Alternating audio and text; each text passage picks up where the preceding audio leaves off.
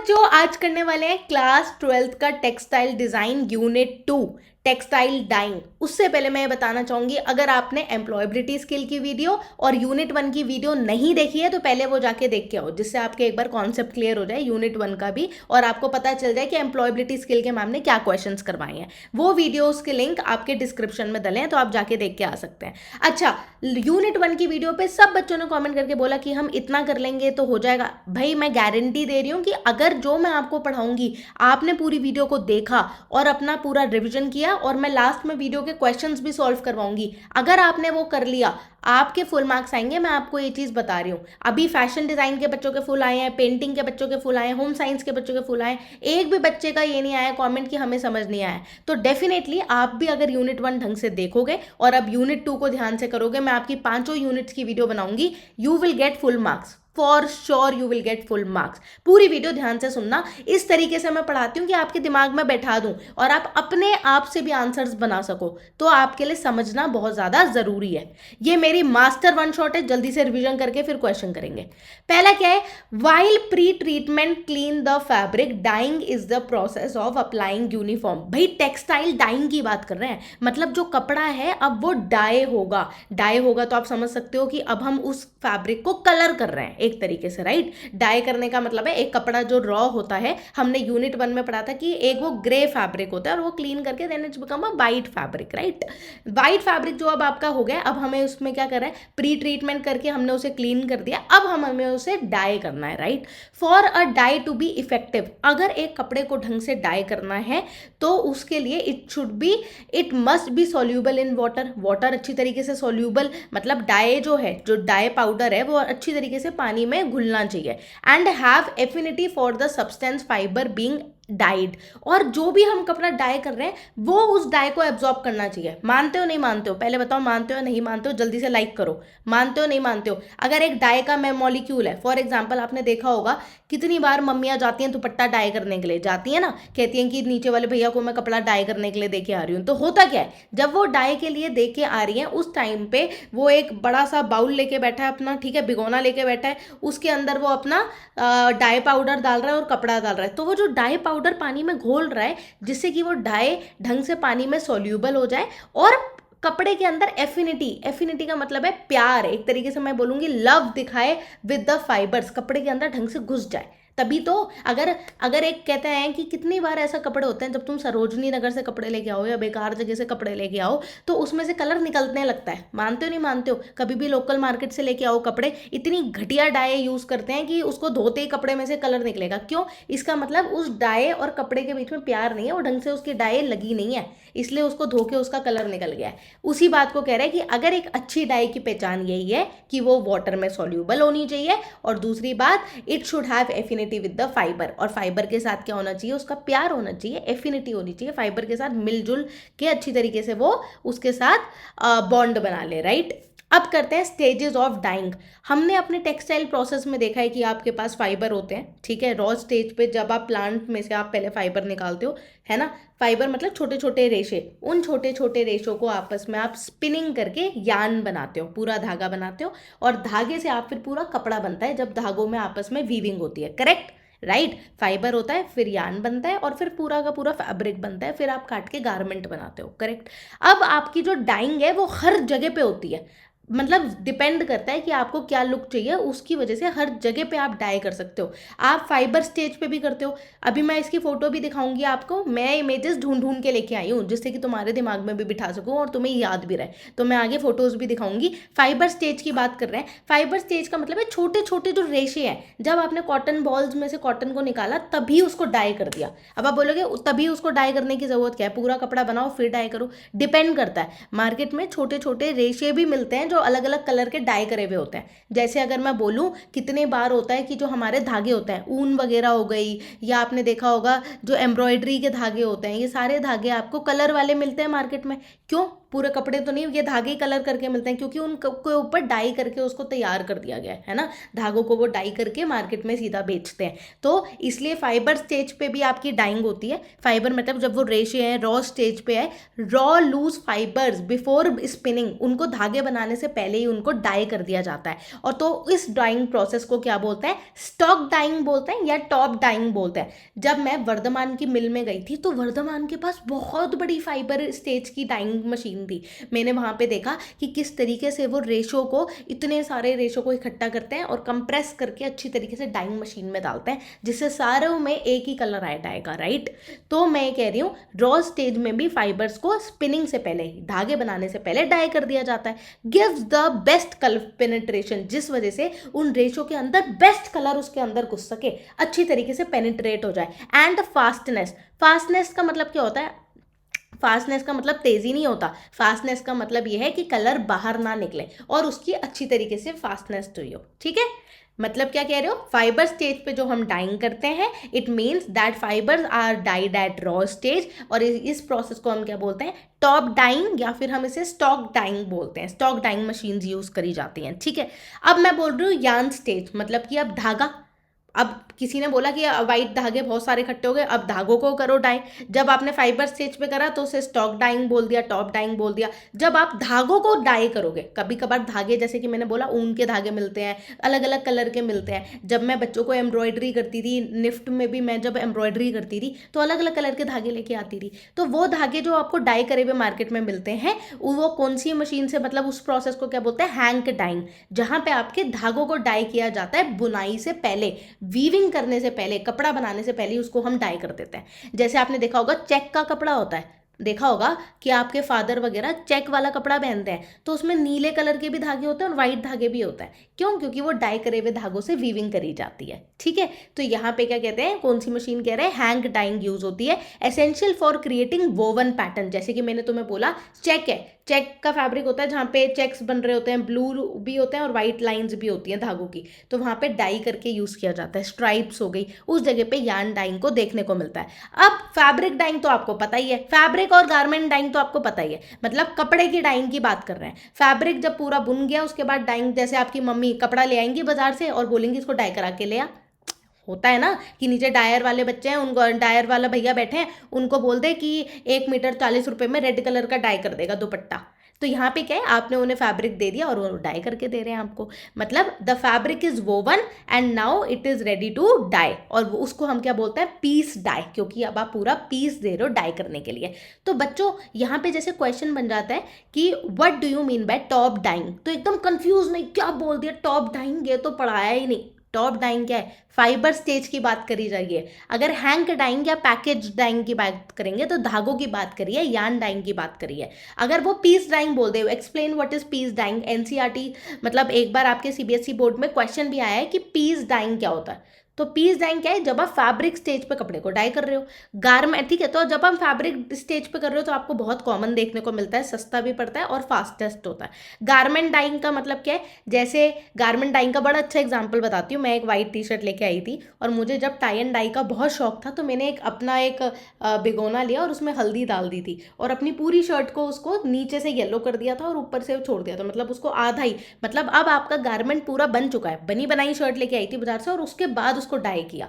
कभी क्या है कि आप कपड़े को पहले डाई करवा दो और फिर उसको कटवा के आप शर्ट बनाओ, और गारमेंट डाइंग में क्या है कि आपका गारमेंट पूरा रेडी है, बस आपने उसको ऊपर से डाइंग करी है। तो ऐसा भी होता है, जैसे आपने देखा होगा कि लोग क्या करते हैं, टाई एंड डाई करते हैं तो अपनी शर्ट को बांध देते हैं चारों तरफ से और ऊपर से कलर डाल देते हैं और फिर खोलते हैं तो बड़ा कलरफुल होली जैसा पैटर्न बनता है, ठीक है। अब मैं आपको फोटो भी दिखाती हूँ, देखो फाइबर स्टेज पे डाइंग कैसे हो रही है। देखो पूरे फाइबर्स को उसने डाल दिया है और यहाँ पे फाइबर स्टेज में छोटे छोटे रेशो को डाई करा है।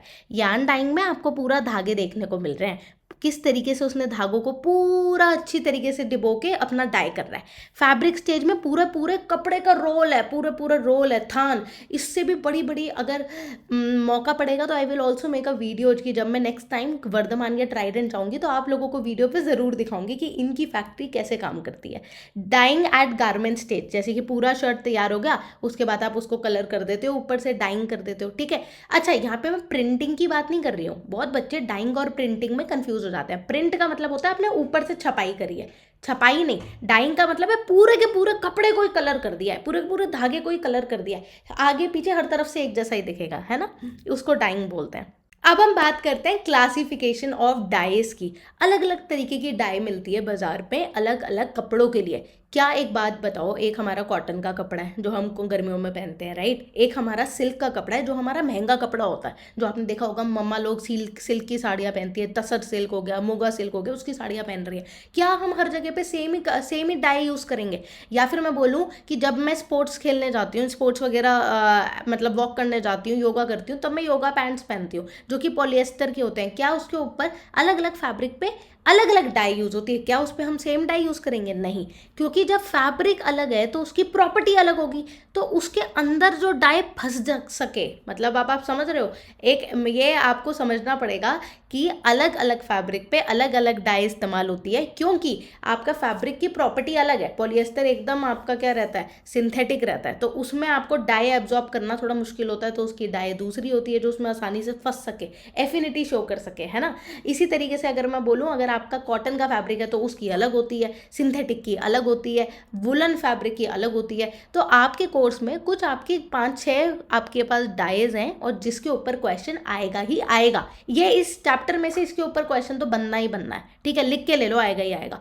इसलिए अब मैं आपको एक एक डाई ढंग से समझाऊंगी कि कौन सी डाई कहाँ पे कौन से फैब्रिक के साथ यूज होती है, जिससे हमें याद रहे। अगर कल को कोई क्वेश्चन भी आ जाए कि कॉटन के लिए हमें कौन सी डाई यूज करनी चाहिए, तो आप अपना आंसर खुद से बना सको। कोई केस स्टडी आ जाए 1-2 नंबर की तो खुद से बना सको। इसलिए पूरी बात ध्यान से सुनना मेरी, आपको ढंग से याद हो जाएगा कि कौन सी डाई किधर इस्तेमाल होती है, ठीक है। पहली बात, 2 टाइप की हमारी मेजर क्लासिफिकेशन है डाइज का।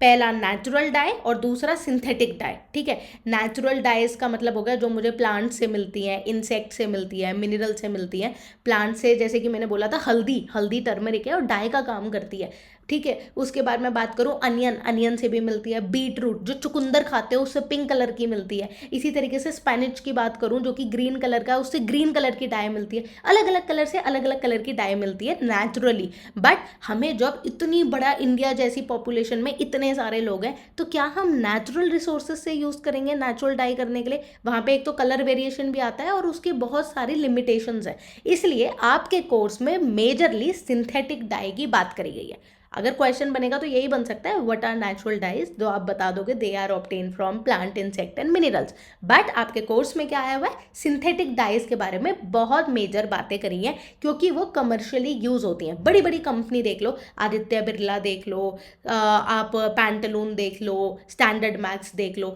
इतने सारे जो ब्रांड्स हैं, यहाँ पे सब लोग क्या करते हैं, पेट्रोकेमिकल डाइज यूज करते हैं, जो कि आपके पेट्रोकेमिकल्स और कोल से आपकी जो डाई बनती है, सिंथेटिकली जो डाई बनती है, कलर बनता है, वही आपके कपड़ों में यूज होता है, राइट। उसी के बाद में अब हम 5-6 वेरिएशन की बात करेंगे जो सिंथेटिक डाइज है। पहली डाई है डायरेक्ट डाई। डायरेक्ट डाई जो आपकी कॉटन में यूज होती है, लिनन में यूज होती है, विस्कॉस में यूज होती है, ठीक है। जैसे कॉटन हो गया, लिनन हो गया, इसमें डायरेक्ट डाइज यूज होती है, सस्ती डाई होती है। इट्स अ वेरी चीप, बहुत ही चीप होती है और बहुत इजीली यूज होती है। जो तुम्हारी मम्मियाँ बोलती है ना कपड़ा डाई करा के उसकी दुकान से करवा लो, ये सब डायरेक्ट डाई यूज करते हैं, ठीक है। अब इसके फायदे क्या है, नुकसान क्या है, उससे पहले हम ये बात आपको पता होना चाहिए, डायरेक्ट डाई किस में यूज होती है, कॉटन, लिनन, विस्कॉस। जो आपके कॉटन वाले हो गए, जैसे कॉटन हो गया, कैम्ब्रिक हो गया, लिनन हो गया, ये सारे पे आपका यूज होती है। प्रॉपर्टी क्या है, ईजिली पानी में घुल जाती है, वाटर सॉल्यूबल है, बड़ी अच्छी खासियत है इसकी कि पानी में बड़ी आसानी से घुल जाती है, बहुत ईजिली अप्लाई हो जाती है। सबसे बड़ी बात है कि सस्ती है। अब सस्ती है तो कुछ तो नुकसान होगा। सस्ती में यही है कि पुअर वॉशिंग फास्टनेस। डाई करके लेके आए, घर में पहना 1-2 बार, दोबारा जैसे ही उसको पहन के धोया, सारा कलर वॉशिंग मशीन में निकल जाएगा। ये इसकी खासियत होती है डायरेक्ट डाई की। डायरेक्ट डाई की खासियत यही है कि क्योंकि ये सस्ती डाई है, इसलिए इसका कलर बड़ी जल्दी निकल जाता है, ठीक है। तो इसको बहुत बार कलर डाल के बहुत बार वॉश करना पड़ता है। बट फेयर लाइट फास्टनेस, अब यहाँ पे वॉश फास्टनेस का मतलब क्या है, poor washing fastness. Washing fastness मतलब धो के इसका कलर निकल जाएगा। बट फेयर लाइट फास्टनेस मतलब क्या होता है, कलर निकलता है अलग अलग चीज़ों से। जैसे आप धोगे तब कलर निकल सकता है। कलर निकल सकता है कि जब आपने उसको सनलाइट में रखा तब कलर निकल गया। कहते हैं ना कि कपड़े सीधे करके मत डाल लाइट में, क्योंकि क्या होगा, लाइट पड़ेगी तो कलर निकल जाएगा कपड़ों का, है ना, उल्टे करके डाल, ऐसे कहते हैं। क्यों? क्योंकि उसे हम लाइट फास्टनेस कहते हैं। तो लाइट फास्टनेस तो उसकी ठीक है, ऐसे धूप में कलर नहीं निकलेगा, पर पानी में निकल जाएगा, वो बड़ी गंदी इसकी क्वालिटी है। दे ब्लीड ईजिली, बहुत आसानी से ब्लीड हो जाता है। Application applied in a neutral dye bath, जो आपका नॉर्मल डाई बाथ होता है उसमें आप अप्लाई करते हो। सोडियम क्लोराइड डालो, गॉबलर सॉल्ट कहते हैं जिसको, आपका जो नमक है उसको सोडियम क्लोराइड बोलते हैं, वो डाल दो। Is added to exhaust the dye. अच्छा, हमेशा कलर डायरेक्ट डाई की बात करूँ या मैक्सिमम डाइज की बात करूँ, उसमें नमक डालते हैं, जिसको हम आपका क्या बोलते हैं, ग्लोबल सॉल्ट भी बोलते हैं, या फिर मैं उसको बोलूँ सोडियम क्लोराइड, NaCl। जो आपका नमक है, घर का नमक है, वो थोड़ा सा ज़रूर डालते हैं। क्यों? जैसे ही आप नमक डालते हो तो डाई और कपड़े में और अच्छा बॉन्ड बन जाए, जिससे, ठीक है, डाई आसानी से कपड़े के अंदर घुस सके। To push the dye from the water into the fibre, जिससे कि आप अपने डाई को पानी के अंदर धक्का डाल सको, बेसिकली आप पानी के अंदर उसके फैब्रिक के अंदर घुसा सको। समझ आया डायरेक्ट डाई के बारे में? अब हम पढ़ते हैं acid dye, very very important dye. ये एसिड डाई, जो मैं एसिड डाई की बात कर रही हूँ, ये प्रोटीन फाइबर पे यूज होती है। प्रोटीन फाइबर का मतलब जो ऐसे फाइबर हैं जो हमें एनिमल्स से मिलते हैं। कॉटन वगैरह तो प्लांट से मिलते हैं। अब प्रोटीन फाइबर कहाँ से मिलता है? सिल्क हो गया, सिल्क कहाँ से? सिल्क वॉर्म से मिलता है। वूल शीप से मिलती है। नायलॉन, ये नायलॉन तो नहीं, बट मैं आपको सीधी सी बात बोलूँगी, एसिड डाई आपके सिल्क, वूल, प्रोटीन फाइबर पे मिलने वाले जो फाइबर्स हैं उनमें ये डाई काम करती है, ठीक है। They do not dye on cotton. तो याद रखना, अभी तक हमने क्या पढ़ा, डायरेक्ट डाई है जो कॉटन वगैरह पे काम करती है, बट सस्ती डाई है, और सस्ती है तो पानी में कलर छोड़ती है, राइट। एसिड डाई जो है वो आपके वुलन और सिल्क पे काम करती है। किस पे काम करती है बच्चों? वुलन और सिल्क पे काम करती है।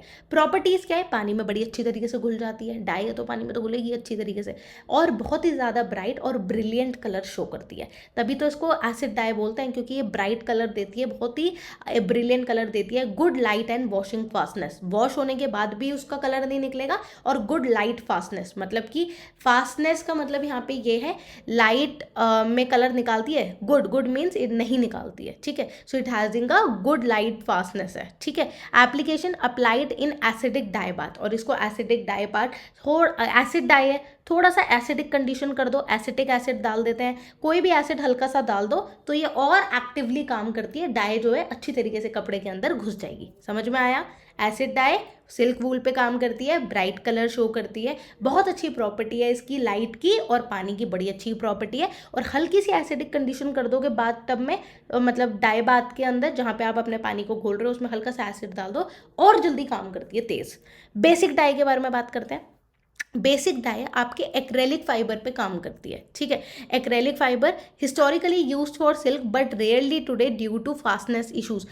पहले एक्रेलिक, ये जो आपकी बेसिक डाई थी, एसिड डाई तो पता चल गई आपको सिल्क वूल पे करती है, बेसिक डाई आपके एक्रेलिक पे यूज़ करती है। एक्रेलिक आपका नेचुरल नहीं होता, ये थोड़ा मैन मेड होता है, मिक्सड होता है। तो एक्रेलिक फाइबर पे काम करती है बेसिक डाई, सिर्फ एक्रेलिक पे करती है, इसलिए याद रखना एक ही है एक्रेलिक फाइबर पे।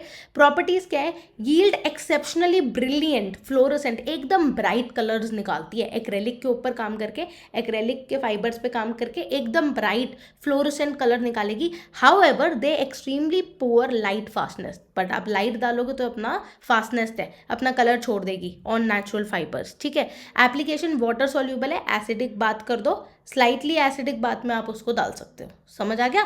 बेसिक डाई किस पे काम करती है? एक्रेलिक पे करती है। डायरेक्ट डाई किस पे करती थी? कॉटन, लिनन, विस्कॉस, लो कॉटन हो गया, लिनन हो गया। एसिड किस पे करती है? सिल्क हो गया, वूल हो गया, जो आपके एनिमल बेस्ड फाइबर्स हैं। बेसिक क्या करती है? एक्रेलिक पे काम करती है। नेक्स्ट आ जाता है रिएक्टिव डाई। अभी तक हमने कॉटन के लिए एक ही डाई पढ़ी बच्चों, डायरेक्ट डाई, जो कि तुम्हारी क्या थी? सस्ती बेकार डाई थी, जो लोग यूज़ करते हैं लोगों को बेवकूफ़ बनाने के लिए। रिएक्टिव डाई के अच्छी डाई है कॉटन के लिए। गंदी डाई कौन सी थी? डायरेक्ट। और अच्छी डाई कौन सी है? रिएक्टिव है कॉटन के लिए। कॉटन के लिए बड़ी अच्छी डाई होती है रिएक्टिव डाई, थोड़ी सी महंगी होती है बट अच्छी होती है, ठीक है। तो excellent wash fastness, wash fastness मतलब कि अगर आप इसको धोगे भी तो आपका क्या होगा? एक्सीलेंट वॉश फास्टनेस है, बिल्कुल कलर नहीं निकलेगा। Because the dye forms a covalent chemical bond with the fibre. Basically जो डाई है, डाई का मॉलिक्यूल पानी में जाता है और कपड़ा है वो उसके अंदर तभी चिपकेगा जब उन दोनों के बीच में बॉन्ड होगा, है ना। अगर एक कपड़ा है और एक डाई का मॉलिक्यूल है, ये इसके अंदर तभी तो घुसेगा जब इनके अंदर बॉन्ड बनेगा। और बॉन्ड कौन सा बनना चाहिए? कोवैलेंट केमिकल बॉन्ड बनना चाहिए। It becomes a permanent part of cellulose structure. तो ये बड़ा अच्छा पार्ट बन जाएगा सेलुलोज स्ट्रक्चर का और दोनों के बीच में एक बड़ा अच्छा बॉन्ड बन जाएगा। High brilliance and good light fastness, बड़ी अच्छी ब्राइट होती है, बड़ी अच्छी इसकी लाइट फास्टनेस भी बहुत अच्छी है, वॉश फास्टनेस भी बहुत अच्छी है। ना तो लाइट में कलर निकलेगा ना पानी में कलर निकलेगा, क्योंकि बड़ा अच्छा इसने कोवैलेंट बॉन्ड बनाया हुआ है, ठीक है। रिक्वायर्स एन एल्कली मीडियम, हल्का सा इसमें आपको एल्कली मतलब बेसिक मीडियम डालोगे, पानी के अंदर आप सीधा डाई डालोगे, कपड़ा डालोगे, बट आपको कुछ ऐसा एंजाइम डालना होता है जिससे इसकी स्पीड फास्ट बढ़े, मतलब डाई मॉलिक्यूल जल्दी घुसे। तो उसके लिए आप इसमें हल्का सा एल्कली डाल दो, जिसको हम बोलेंगे सोडियम कार्बोनेट। सोडियम कार्बोनेट डाल दो। जैसे हमने एसिड डाई में क्या डाला था? एसिडिक एसिड डाला है ना, यहाँ पे एसिड डाला है। बेसिक डाई में भी हमने थोड़ा सा एसिड डाला है अपनी स्पीड अप करने के लिए, ठीक है। इसी तरीके से रिएक्टिव डाई में क्या डालते हैं? हल्का सा सोडियम ऐश या सोडियम कार्बोनेट डाल दो, जिससे बड़ी जल्दी रिएक्शन हो जाए, ठीक है। मतलब डाई मॉलिक्यूल कपड़े में जल्दी घुस जाए। मैम को मुझे पता है मेरी तारीफ करने में मन ही मन में बोल रहे हो, क्या पढ़ा है आपने, एकदम समझ में आता जा रहा है ना सारी डाई। अब तो बुक पढ़ने की ज़रूरत नहीं है, नोट्स पढ़ने की ज़रूरत नहीं है, सिर्फ ये कर लूँगा हो जाएगा, ये कर लोगे पक्का हो जाएगा। ढंग से मेरी बात को सुनो। वेट डाइज क्या होता है? बड़ा मज़ा आता है एक्चुअली। क्या टेक्सटाइल डिज़ाइन पढ़ाने में बड़ा मज़ा आता है, और टेक्सटाइल इतने साल पढ़ा है ना, और साइंस पढ़ाने में तो और भी मज़ा आता है। वेट डाइज क्या होता है? फाइबर। अब वेट डाई तुम्हें मैंने बताया कि दोबारा एक बार थोड़ा सा रिकैप्चुलेट करवा रही हूँ। कॉटन के लिए डायरेक्ट डाई है जो सबसे बेकार है, बट सबसे सस्ती है तो लोग पसंद करते हैं। उसके बाद रिएक्टिव आती है, और अच्छी की बात करें तो फिर वैट आती है। कॉटन के लिए मैं बोल रही हूँ, स्पेसिफिकली कॉटन के लिए, ठीक है बेटा। बट जब मैंने बोला था प्रोटीन के लिए, प्रोटीन मतलब एनिमल के लिए, तो अब आप बोलोगे एसिड डाई यूज होती है सिल्क वूल वगैरह पे, और एक्रेलिक के लिए बेसिक होती है, ठीक है। तो अब मैंने तुम्हें तीसरी बता रही हूँ बड़ी अच्छी डाई जो कॉटन के लिए। सबसे पहले मैंने बताई डायरेक्ट, उसके बाद मैंने बताई रिएक्टिव जो थोड़ी महंगी है और अच्छी, और सबसे अच्छी कौन सी है? वैट डाई है, और महंगी होती है वैट डाई। तो यहाँ पे क्या है? सेलुलोजिक फाइबर के कॉटन के ऊपर यूज होती है, ठीक है। Indigo is the most famous natural vat dye. Indigo के जो प्लांट से जो डाई निकलती है, वैट डाई निकलती है, वो बड़ी फेमस वैट डाई है। Known for excellent wash and light fastness. मैंने बोला बड़ी महंगी डाई होती है, तो वॉशिंग और लाइट फास्टनेस तो अच्छी होगी होगी, ना तो लाइट में कलर निकलता है ना उसमें कलर निकलता है पानी में, तो एक्सीलेंट फास्टनेस है, कहीं कलर नहीं निकलता। They are highly resistant to bleaching. अगर ब्लीचिंग वगैरह करी होती है तो उसके लिए वो रेजिस्ट करता है, उसमें फिर वो ढंग से कलर घुस नहीं पाएगा अंदर, ठीक है। ब्लीच मतलब अगर आपने उसके ऊपर आपने कुछ ऑलरेडी बहुत ज़्यादा ब्लीचिंग करी हुई है तो उसमें प्रॉब्लम देगा। एप्लीकेशन की बात करते हैं अब कि कैसे ये इस्तेमाल होती है, किसका इसका प्रोसेस क्या है। एप्लीकेशन पता होना बहुत ज़रूरी है। नॉर्मल तो आप अपना डाई वाट लेते हो, डाई डालते हो, कपड़ा डालते हो, और उसमें कोई ना कोई एंजाइम डालते हो जिससे रिएक्शन जल्दी हो, ठीक है। जैसे हमने एसिड की बात करी, बेस की बात करी। अब वेट डाई का क्या प्रोसेस है, इसको समझना बहुत इंपॉर्टेंट है। Vat dyes are insoluble in water. सबसे बड़ी बात ही यही है जो आपके ये इंपॉर्टेंट ही इसलिए है क्योंकि वेट डाई घुलती नहीं है पानी के अंदर। बाकी डाई सारी घुलती है, बट ये घुलती नहीं है। अब आप बोलोगे अच्छी डाई कैसे? क्योंकि हमें इसे घुलवाना पड़ता है, उसका प्रोसेस है, रिडक्शन करते हो। They must first be made water soluble. अगर एक ऐसी डाई है जो पानी में घुलती नहीं है, तो उसको पहले पानी में वाटर सॉल्युबल बनाना पड़ेगा ना, जिससे पानी में घुल सके। तो उसको हम क्या बोलते हैं? Making the vat dye water soluble. Leuco form करते हैं। क्या फॉर्म करते हैं? ल्यूको फॉर्म करते हैं using a strong reducing agent sodium hydrosulphide, ठीक है। आप सोडियम हाइड्रोसल्फाइड डालते हो, ठीक है, और हाइड्रोसल्फाइड डालने के बाद उस वैट डाई को आप सॉल्यूबल करते हो, उसको रिड्यूस करके पानी में घोलने वाली डाई बना देते हो, और स्ट्रॉन्ग एल्कली डालते हो। क्या कह रहा है ये? आपकी जो वैट डाई है आर इनसॉल्यूबल। ये क्वेश्चन आता भी है, the vat dyes are insoluble, then why it is the best dye for you और expensive dye? Because it is having a very good fastness property and we reduce to make it water soluble. तो आप क्या करेंगे? उसे die का जो molecule है उसमें रिड्यूसिंग एजेंट डालेंगे, जिससे वो ल्यूको फॉर्म करेगा, और उसके लिए आप अपने 2 स्ट्रॉन्ग रिड्यूसिंग एजेंट डाल दो। सोडियम हाइड्रोसल्फाइड डाल दो, सोडियम हाइड्रो ऑक्साइड डाल दो, और दोनों केमिकल को डालने के बाद ये क्या होगा? वाटर सॉल्यूबल बन जाएगा, ठीक है। नेक्स्ट आते हैं हम क्वेश्चन अपना, सॉरी नेक्स्ट पार्ट क्या है, जब ये वाटर सॉल्यूबल बन जाएगा the fabric absorb the soluble leuco dye. अब वो वाटर सॉल्यूबल बन गया, आपने रिड्यूसिंग एजेंट डाल दिए दोनों, उससे वो आपकी डाई मॉलिक्यूल टूट के वाटर सॉल्यूबल बन जाएगी। और उसके बाद आप क्या कर दो, the fabric is expose to air और oxidising chemical converting the dye back into the insoluble permanent form inside the fabric. Basically अब आपने क्या करा है, पहले उसको रिड्यूस कर दिया रिड्यूसिंग एजेंट डाल के, अब वो पानी में आराम से घुल जाएगी डाई। अपने कपड़े को अच्छी तरीके से आपने डाई कर लिया, अब वो उसके अंदर घुस गई, कपड़े के अंदर घुस गई, और उसके बाद उसकी ऑक्सीडेशन कर दो कि वो बाहर ना निकल पाए कपड़े से।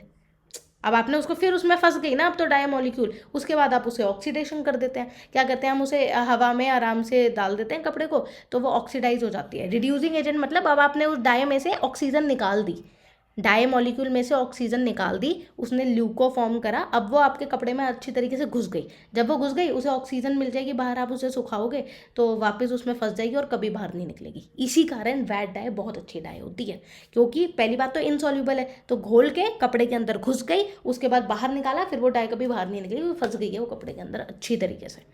ठीक है, अब हम आते हैं अपने नेक्स्ट डाई पे, disperse dye. Disperse dye very famous dye. जितने भी आप पॉलिएस्टर के कपड़े देखते हो, जितने भी आप नायलॉन के कपड़े देखते हो, पॉलिएस्टर के देखते हो, गेम्स खेलते जाते हो, ठीक है, गेम्स खेलते हुए आप बोलो मामा टी शर्ट दे दो ज़रा बढ़िया सी, उसके पीछे मेरा नाम लिखा हो है एक, या फिर बोलोगे स्पोर्ट्स वेयर, जो भी आपने देखा होगा लोग वॉक करते हैं बढ़िया सी स्पोर्ट्स ब्रा या स्पोर्ट्स एक्टिव क्लोथ्स पहनते हैं, वो सारे कपड़े पॉलिएस्टर के बने होते हैं।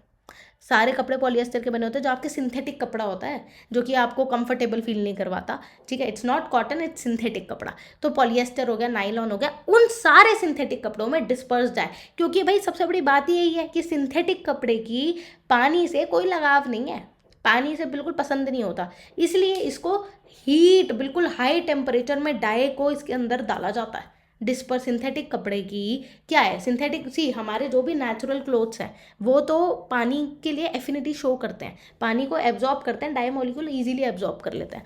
पर जो आपका सिंथेटिक कपड़ा है, जो आप स्पोर्ट्स में पहनते हो या एथलीजर वगैरह पहनते हो, एडिडास या नाइलॉन की वो नाइकी की टी शर्ट्स वगैरह देखते हो, तो वो सारी तो इतना सिंथेटिक कपड़ा है, उसके अंदर डाई मॉलिक्यूल घुसाने के लिए डिस्पर्स डाई यूज़ करी जाती है।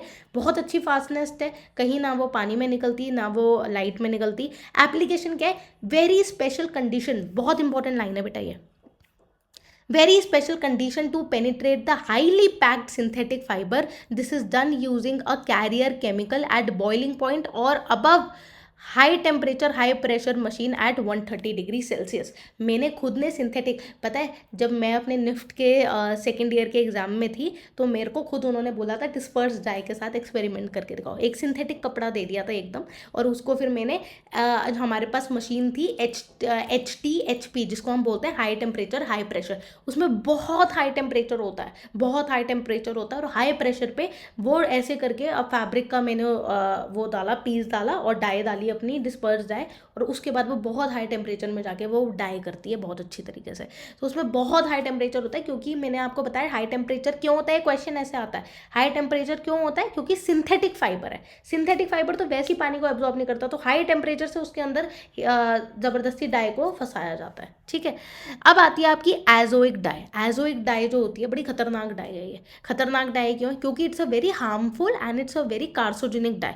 बहुत जगह पे एजो डाई तो मना भी कर दी गई है, अगर आप मैं बात करूँ काफ़ी कंट्रीज़ में, जैसे हम एक्सपोर्ट्स वगैरह करते थे ना, जब मैं एक्सपोर्ट्स में मैंने काम करा हुआ है, तो जब मैं एक्सपोर्ट्स में देखा है कि इसमें एजो डाई यूज़ हो रही है, टर्की तो मना कर देगा, क्योंकि कहते हैं कि एजोडाई जो है वो कैंसर करती है, बॉडी के लिए हार्मफुल है। बट इंडिया में इट्स नॉट बैन, बिकॉज हमें ऐसे एविडेंसेस बहुत कम देखने को मिले हैं एजोडाई की वजह से, इसलिए इंडिया में बैन नहीं है। तो फाइबर एफिनिटी, सेलुलोजिक फाइबर, तो अभी मैंने बताया कॉटन के लिए कौन कौन सी बताई, तो मैं सबसे पहले डायरेक्ट बताई, फिर रिएक्टिव बताई जो उससे बहुत अच्छी होती है, फिर वैट बताई जो कि इनसॉल्यूबल बहुत अच्छी डाई है। अब मैं तुम्हें खतरनाक मतलब अगेन जो which is harmful but cellulosic के लिए पे काम करती है, जो होती है आपकी एजोइक डाई, जिसको हम बोलते हैं आइस कलर या नैप्थॉल भी बोलते हैं। ठीक है, तो ये क्या है, एक्सीलेंट वॉशिंग फास्टनेस है, बहुत ब्राइट कलर्स देती है, बट पुअर कॉर्किंग फास्टनेस। इसमें क्या है कि जब आप रब करते हो तो कलर निकलने के चांसेस है। कभी कभार आपने देखा होगा कि ऐसी कुछ डाई होती है कि आप रब कर रहे हो आपस में, फैब्रिक को रब कर रहे हो और हाथ में कलर आ जाता है। क्यों? Because of poor rubbing fastness, तो यहाँ पे रबिंग फास्टनेस बड़ी गंदी है। एप्लीकेशन क्या है, the dye is actually created inside the fibre, fibre के अंदर डाई है। The fabric is first treated with a naphthol solution, तो आप पहले अपने फैब्रिक को नैपथॉल सॉल्यूशन, एक नैपथॉल बॉल्स पता है ना आपको, नैपथॉल सॉल्यूशन के साथ डाल रहे हो, then you are passing through a cold diazotized base solution. The chemical reaction, अभी मैं समझाऊंगी क्या होता है। The chemical reaction forms the insoluble colour directly within the fabric.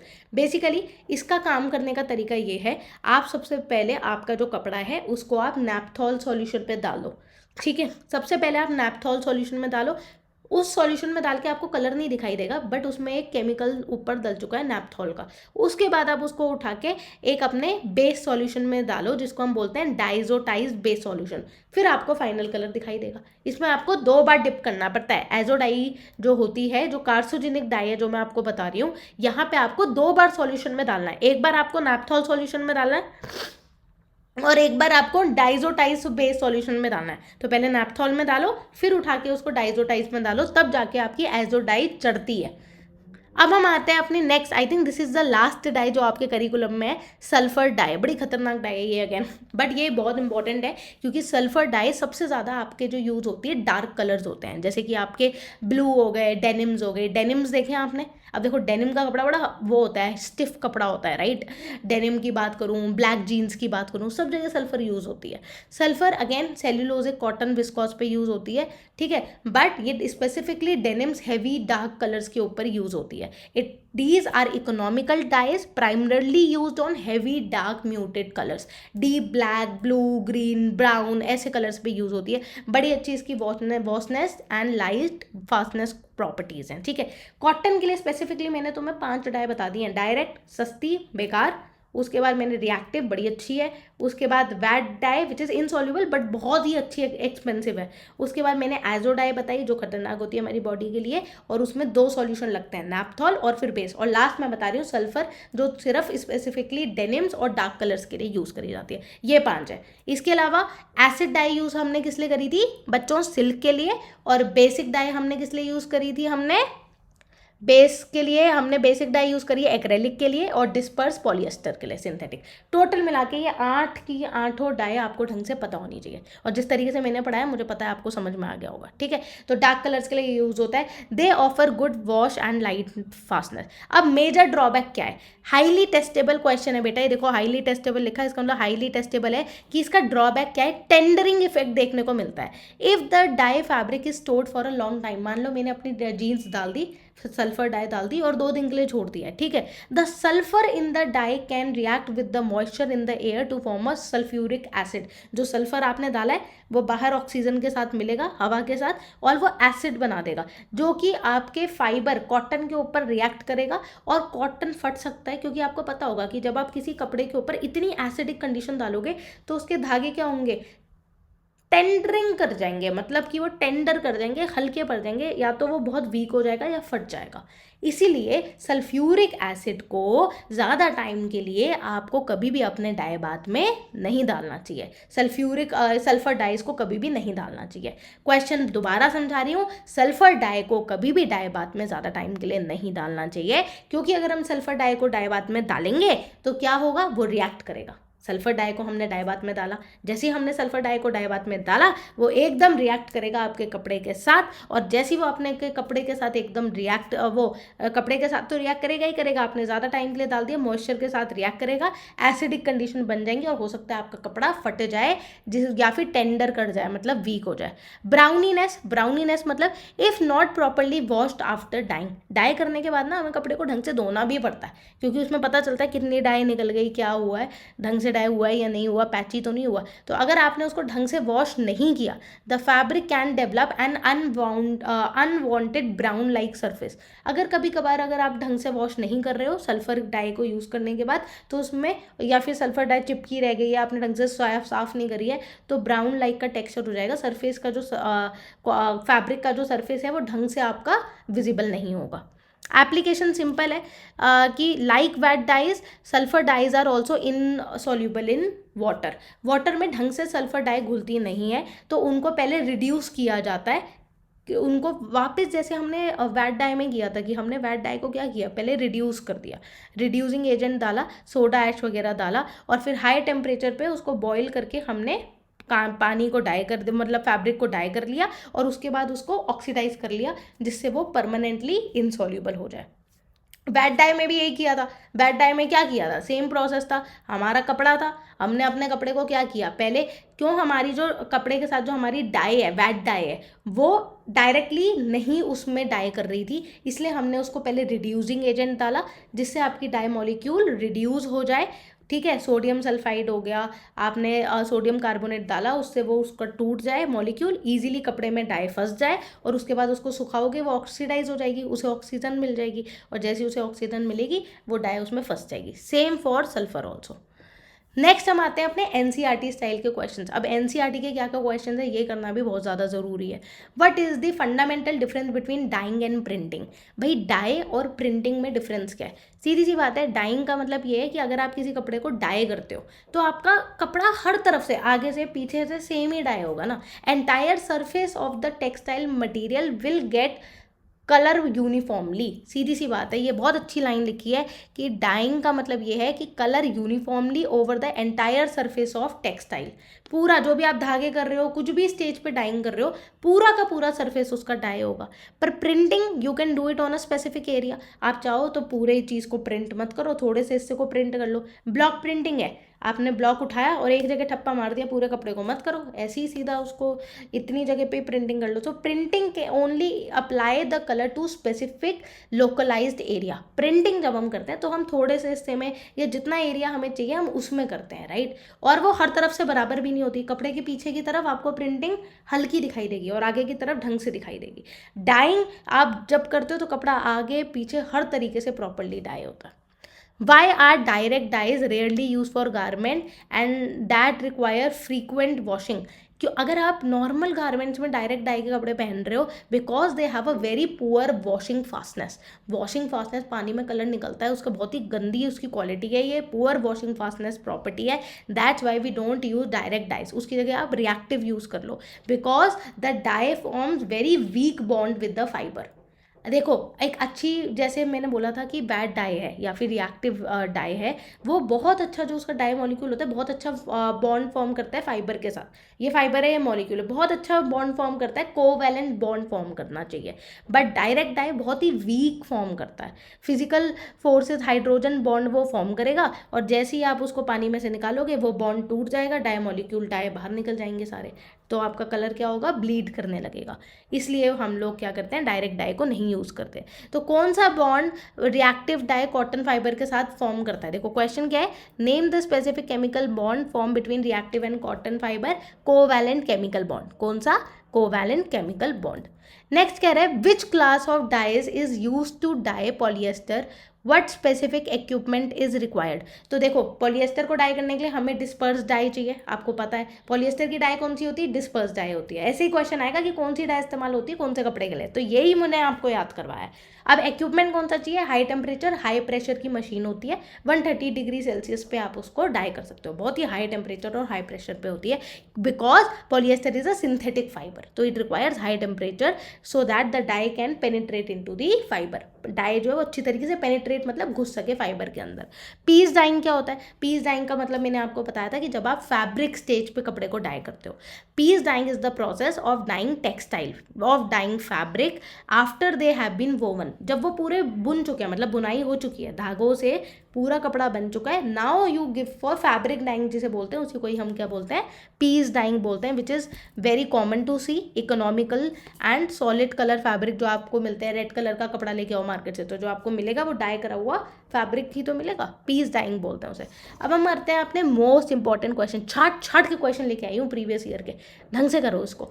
Explain the 3 steps application process of vat dye. Vat dye के application process में क्या 3 step है? सीधी सी बात है, वैट डाई इज इनसॉल्यूबल, घुल तो सकती नहीं, उसको पहले रिडक्शन करवाओगे, जिससे कि पानी के अंदर क्या करा हमने, उसमें रिड्यूसिंग एजेंट डाला, जिससे उसने लूको फॉर्म करा।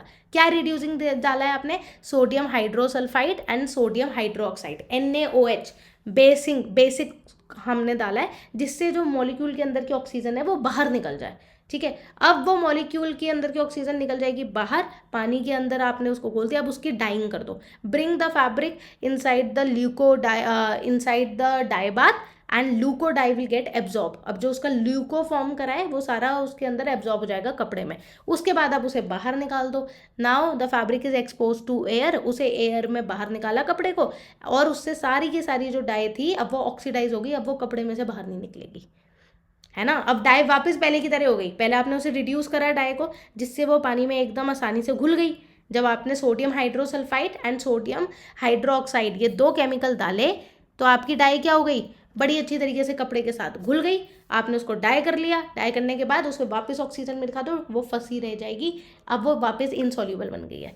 The fabric is expose to air और ट्रीटेड विथ केमिकल, जो कि अब now the dye will again become insoluble. Difference between acid dye and basic dye, बड़ा प्यारा क्वेश्चन है। पहले तो बता दो एसिड डाई कहाँ यूज होती है, प्रोटीन फाइबर्स पे, जैसे कि सिल्क हो गया, वूल हो गया। बेसिक डाई कहाँ यूज होती है, जैसे आपका हो गया बेसिक डाई होती है एक्रेलिक, सिर्फ एक ही जगह तो यूज होती है एक्रेलिक में, तो ये आपको पता होना चाहिए कि basic dye are use in acrylic and acid dyes are use in wool and silk. अब क्वालिटी पूछ रहा है, एसिड डाई की बहुत अच्छी वॉशनेस क्वालिटी होती है, कितना भी धो लो नहीं निकलती है, तभी तो सिल्क वगैरह पे यूज होती है, और बहुत ही गुड लाइट होती है। इसी तरीके से बेसिक डाई भी बहुत ज़्यादा ब्राइट होती हैं, but they have poor lightning fastness. बहुत ब्राइट होती हैं, बट एक्रेलिक कपड़े को जैसे ही आप धूप में रखते हो तो उसमें से डाई थोड़ा फेड होने लग जाता है कपड़ा।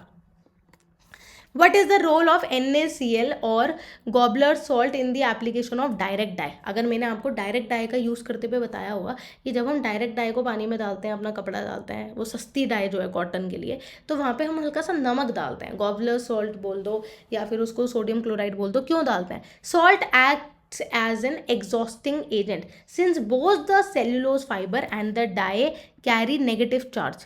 इतना आपको पता नहीं होना चाहिए, बेसिकली बस ये पता होना चाहिए कि जो सॉल्ट है वो न्यूट्रलाइज करता है कंडीशन को and the dye out of the water into the fabric. Basically the salt neutralize the charge on the fibre surface pushing the dye out of the water into the fabric.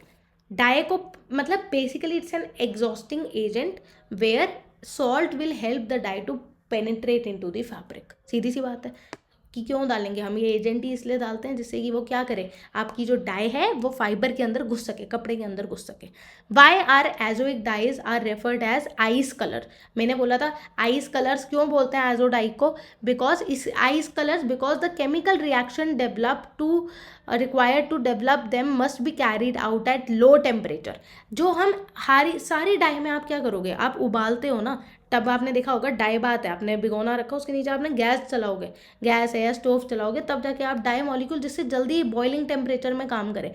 But azo die के साथ आपको ठंडा temperature चाहिए, ice colour है वो, ठंडे temperature चाहिए, जहाँ पे आपको 2 सेपरेट डाई बात चाहिए। सबसे पहले आप उस first you will put the fabric in naphthol solution, then you will put the fabric in cold dye azotized base solution. देखो डाई मतलब यहाँ पे 2 मॉलिक्यूल है एजो के, डाई एजो, समझे, जो आपकी एजो डाई है उसके 2 मॉलिक्यूल है, इसलिए बोलते हैं die एजोटाइज base solution.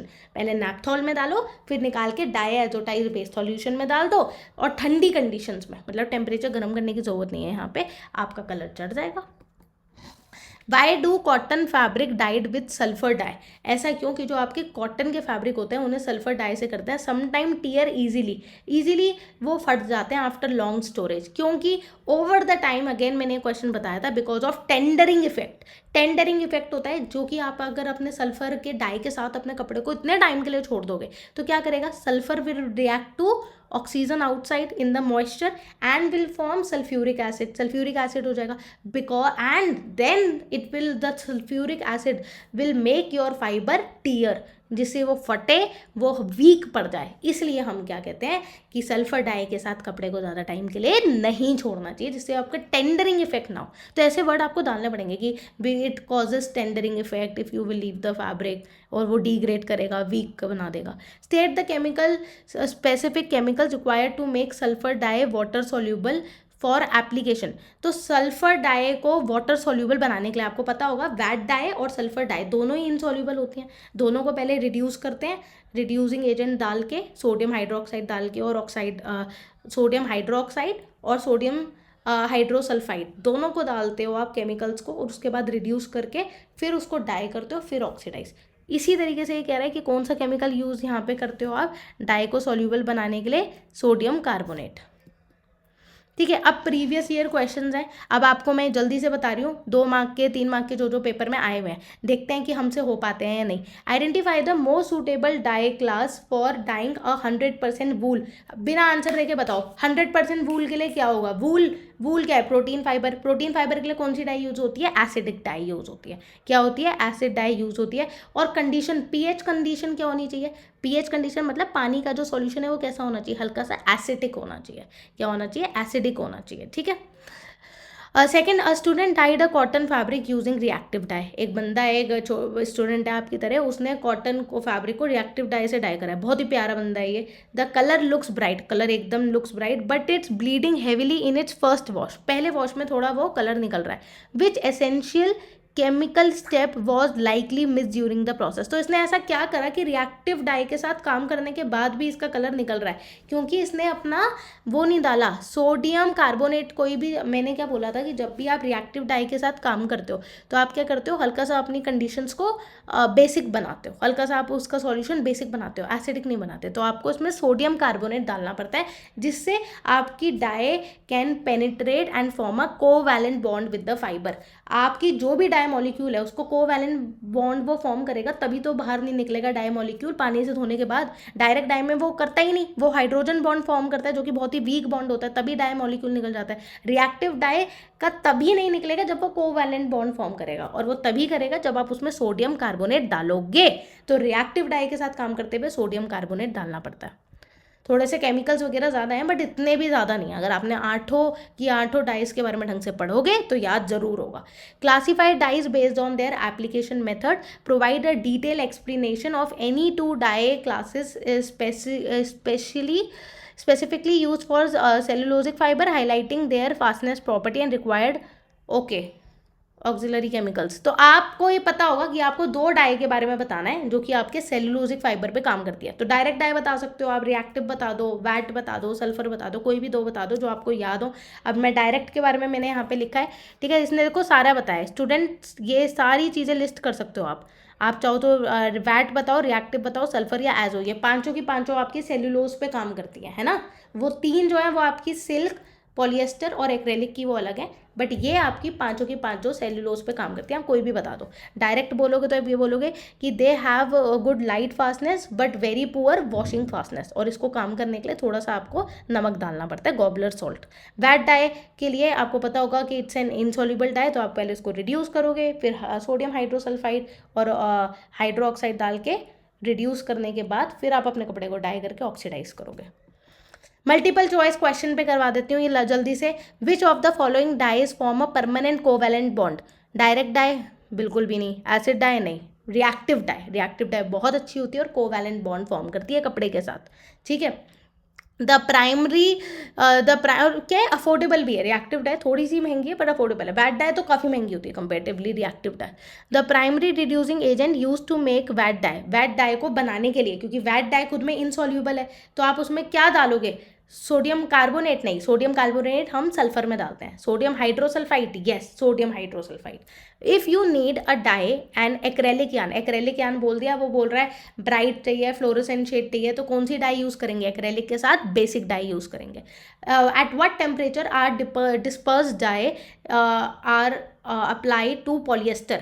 Disperse dye जो होती है वो पॉलिएस्टर कपड़े पे इस्तेमाल होती है HTHP मशीन से, high temperature high pressure machine. Temperature क्या होता है 130 डिग्री सेल्सियस। क्या होता है 130 degree Celsius. Which dye class is synthesized directly inside the fibre by applying a naphthol base followed by a developer. वो क्या कह रहे हैं, ऐसी कौन सी डाई है जहाँ पे आप नैप्थॉल बेस यूज करते हो और बाद में एक डेवलपर, मतलब डाई एजोटाइज्ड बेस सॉल्यूशन। तो जब हम 2 डाई बात यूज करते हैं लो टेम्परेचर में, एजोइक डाई। कौन सी डाई है, एजोइक डाई।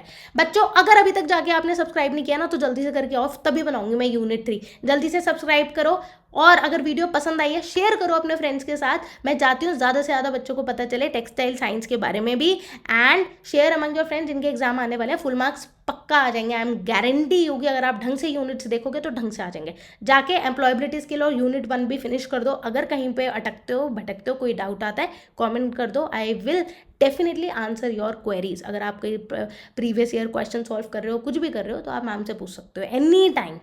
चलो बाय बाय।